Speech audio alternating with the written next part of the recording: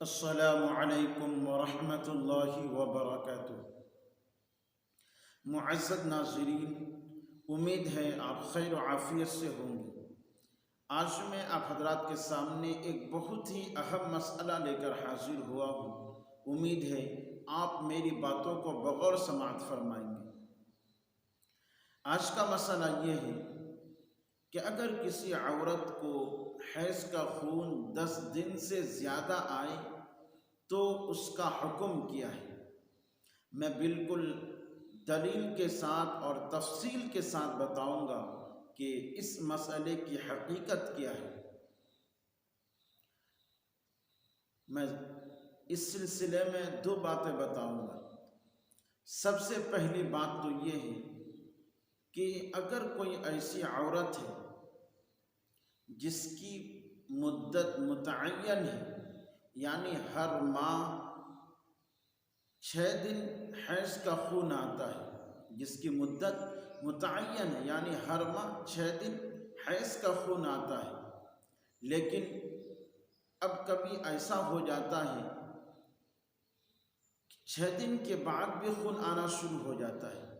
7 دن 8 دن یا 9 دن حیض کا خون آنا شروع ہو جاتا ہے،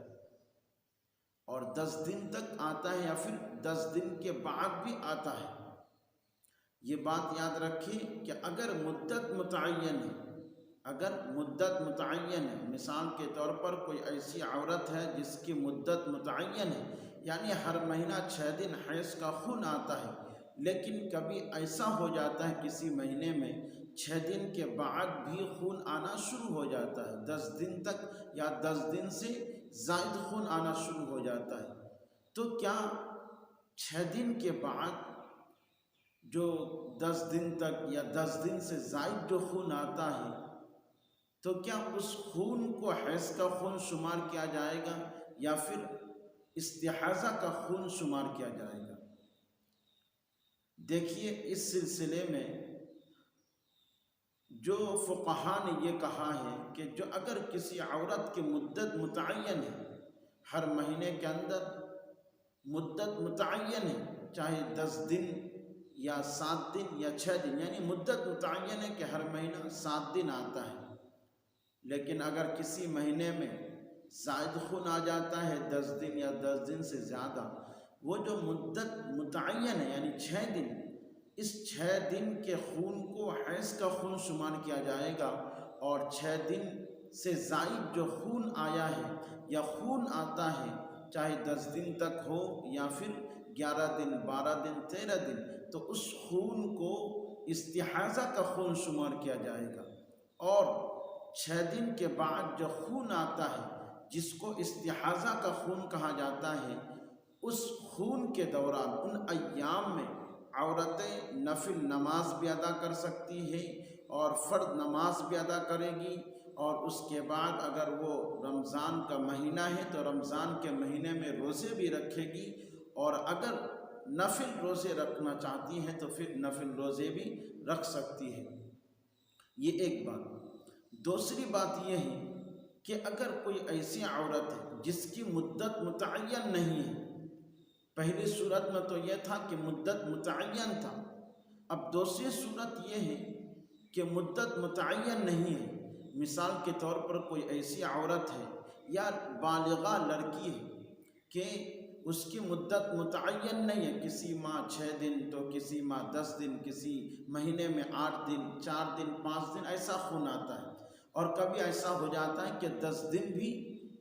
کراس کر جاتا ہے، یعنی 10 دن کے بعد بھی خون آتا رہتا ہے، یعنی سلسلہ جاری رہتا ہے، تو اس صورت میں کتنے دن کے خون کو حیض کا خون شمار کیا جائے گا اور کتنے دن کے خون کو استحاضہ کا خون شمار کیا جائے گا؟ دیکھیے، اس سلسلے میں مسئلہ یہ ہے کہ اگر کوئی مدت متعین نہیں ہے، کسی مہینے میں 6 دن 7 دن یا 8 دن آتا ہے یا 10 دن تک آتا ہے، تو فقہا نے لکھا ہے کہ 10 دن تک اس خون کو حیض کا خون شمار کیا جائے گا، یعنی 10 جس کی مدت متعین نہیں، کبھی 8 دن 9 دن 10 دن آتا ہے، تو 10 دن تک حیض کا خون شمار کیا جائے گا، اور 10 دن کے بعد اگر خون کا سلسلہ جاری رہتا ہے تو پھر اس خون کو استحاضہ کا خون شمار کیا جائے گا۔ اور اس صورت میں بھی مسئلہ وہی ہے کہ 10 دن کے بعد اگر خون آتا ہے تو اس صورت میں نمازیں بھی پڑھ سکتی ہے، روزے بھی رکھ سکتی ہے، اور قرآن کی تلاوت بھی کر سکتی ہے، نفل روزے بھی رکھ سکتی ہے۔ اس سلسلے میں مسئلہ یہ ہے۔ لیکن ایک بات اور بتا دوں کہ یہ جو استحاضہ کا خون ہے یہ اصل میں یہ بیماری کا خون ہے، اور اگر بیماری کا خون آتا ہے، اس لیے کہ حیض کی جو مدت ہے وہ 3 دن، کم سے کم 3 دن اور زیادہ سے زیادہ 10 دن، اور اگر 10 دن کے بعد خون آتا ہے تو پھر اس کو استحاضہ کا خون شمار کیا جاتا ہے، یہ بیماری کا خون ہے۔ اور اگر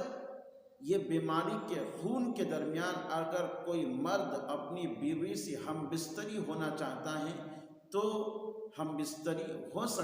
سکتے ہیں، اس سلسلے میں کوئی حرج نہیں ہے۔ اس دوران یعنی استحاضہ کے خون کے دوران ان ایام میں اگر کوئی مرد اپنی بیوی سے جمع کرنا چاہتا ہے تو پھر جمع کر سکتا ہے، کوئی حرج نہیں ہے۔ امید ہے آپ کو یہ مسئلہ سمجھ میں آ گیا ہوگا۔ آمین یا رب العالمین۔